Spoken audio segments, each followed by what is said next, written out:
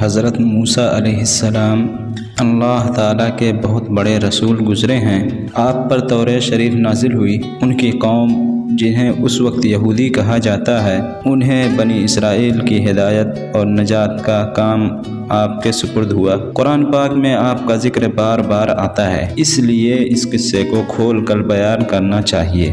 حضرت ابراہیم علیہ السلام کا قصہ آپ تو پہلے سن چکے ہیں۔ حضرت ابراہیم علیہ السلام کے دو بیٹے ہیں، بہت مشہور ہوئے، حضرت اسماعیل علیہ السلام اور حضرت اسحاق علیہ السلام۔ حضرت اسماعیل علیہ السلام مکہ مکرمہ میں ٹھہرے، جہاں حضرت ابراہیم ان کی والدہ کے ساتھ چھوڑ آئے تھے، جہاں ان کی اولاد خوب پھولی پھلی۔ انہی میں ہمارے رسول پاک جناب محمد رسول اللہ صلی اللہ علیہ وسلم پیدا ہوئے۔ ان کے بیٹے حضرت یعقوب علیہ السلام تھے، جن کا دوسرا نام اسرائیل یعنی اللہ کا بندہ تھا۔ ان کی اولاد بنو اسرائیل کہلاتی ہے۔ یہ لوگ حضرت یوسف علیہ السلام کی وجہ سے مصر میں آباد ہو گئے تھے، جہاں کا قصہ پہلے تحریر کر دیا گیا ہے، جہاں وہ مصریوں کے 400 سال تک غلام بنے رہے۔ مصر پر اس زمانے میں قبطیوں کی حکومت تھی، ان کا بادشاہ فرعون کہلاتا تھا۔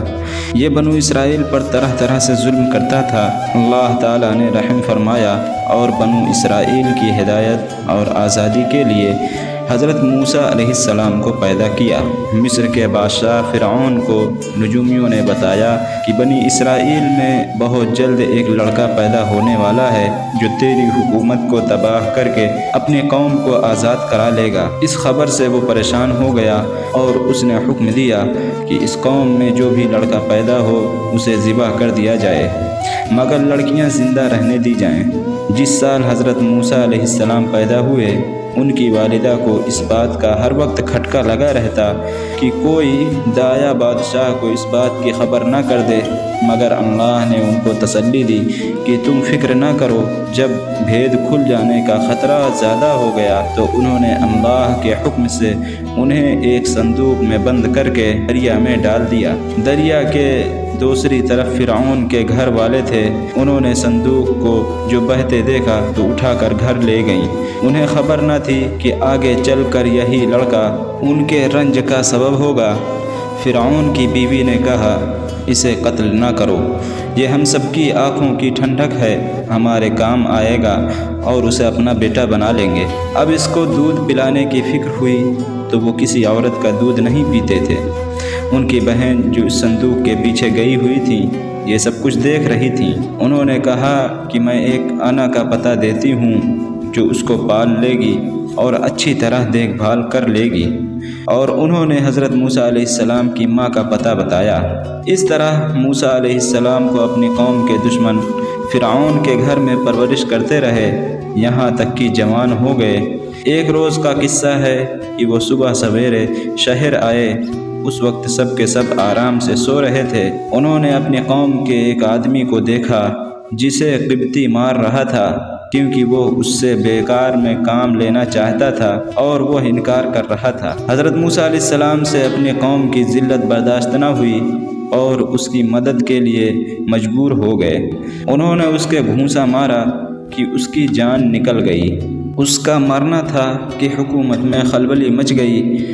بنی اسرائیل کے ایک شخص نے ہماری قوم کے آدمی کو مار ڈالا، چنانچہ حکم دیا گیا کہ قتل کرنے والے کو مار دیا جائے، مگر حضرت موسیٰ علیہ السلام کو وقت پر خبر مل گئی اور یہ مدین کی طرف چلے گئے، جو حضرت شعیب علیہ السلام کا شہر تھا۔ مدین کے قریب پہنچے تو دیکھا کہ کنویں کے پاس بہت سے لوگ جمع ہیں جو اپنے اپنے جانوروں کو پانی پلا رہے ہیں، مگر دو لڑکیاں اپنے جانوروں کو لیے ایک طرف کھڑی ہیں۔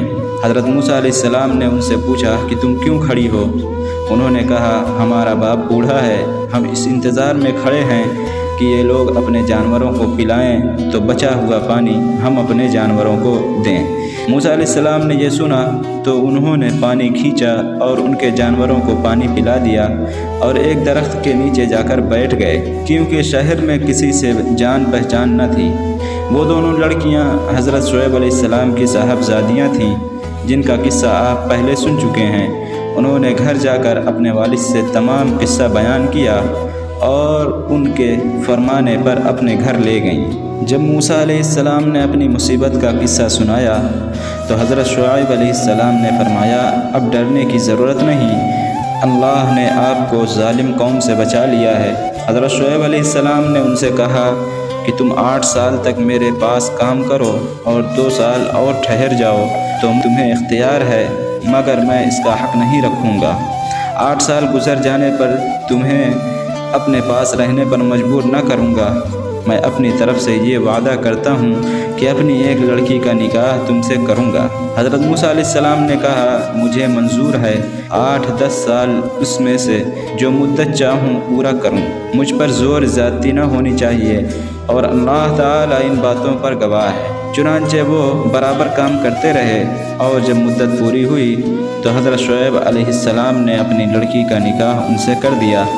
جب نکاح ہو گیا تو دونوں میاں بیوی وہاں سے روانہ ہوئے اور راستے میں ایک جگہ پہاڑی کی طرف انہوں نے آگ دیکھی۔ موسیٰ علیہ السلام نے اپنی بیوی سے کہا کہ تم یہاں ٹھہرو، میں آگ لے کر ابھی آتا ہوں، اور اگر کوئی شخص وہاں مل گیا تو اس سے راستہ بھی معلوم کر لوں گا۔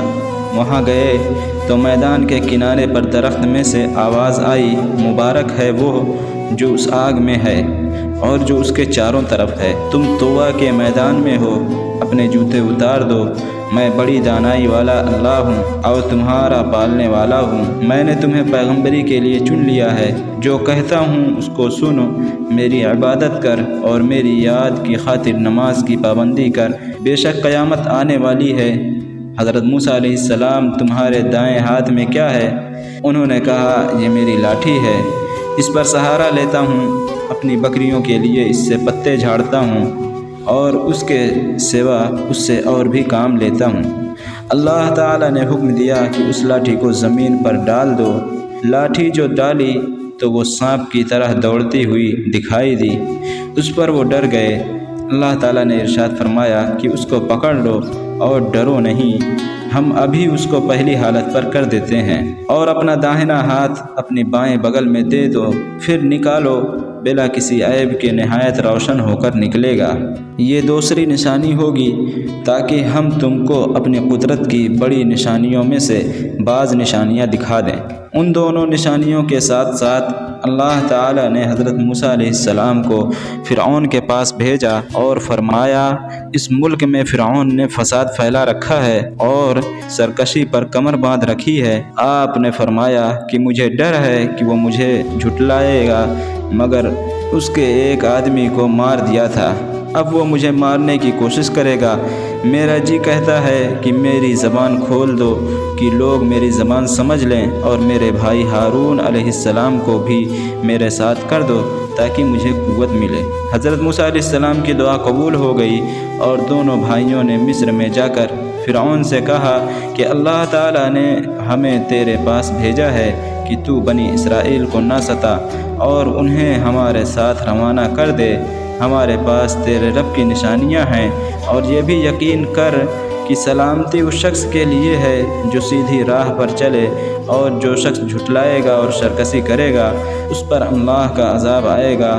فرعون کے پاس اللہ کا پیغام پہنچا دیا گیا، مگر اسے اپنی فوج اور حکومت اور خزانوں پر گھمنڈ تھا، اس لیے وہ برابر ان سے بحث کرتا رہا، اور جب ہر بات کا اس کو ٹھیک ٹھیک جواب ملتا رہا تو اس نے موسیٰ علیہ السلام سے کہا تم بچے تھے، تم ہمارے گھر میں آئے، ہم نے تمہیں سالہ سال تک اچھی طرح پالا۔ حضرت موسیٰ علیہ السلام نے جواب دیا تو احسان جتلا رہا ہے، پرورش کا وہ یہ نعمت ہے جس کا تو مجھ پر احسان رکھتا ہے کہ تو نے بنی اسرائیل کو سخت ذلت میں ڈال رکھا ہے، اور جب تم نے میرے قتل کا ارادہ کیا تو میں مدین چلا گیا، پھر اللہ نے مجھے دانائی دی اور اب رسول بنا کر تیری طرف بھیجا۔ فرعون نے کہا اور تم نے وہ حرکت یعنی قبطی کو قتل کیا تھا اور تم بڑے ناس پاس ہو۔ حضرت موسیٰ علیہ السلام نے جواب دیا کہ واقعی میں اس وقت وہ حرکت کر بیٹھا تھا، مجھ سے غلطی ہو گئی تھی۔ فرعون اس بات کو سن کر لاجواب ہو گیا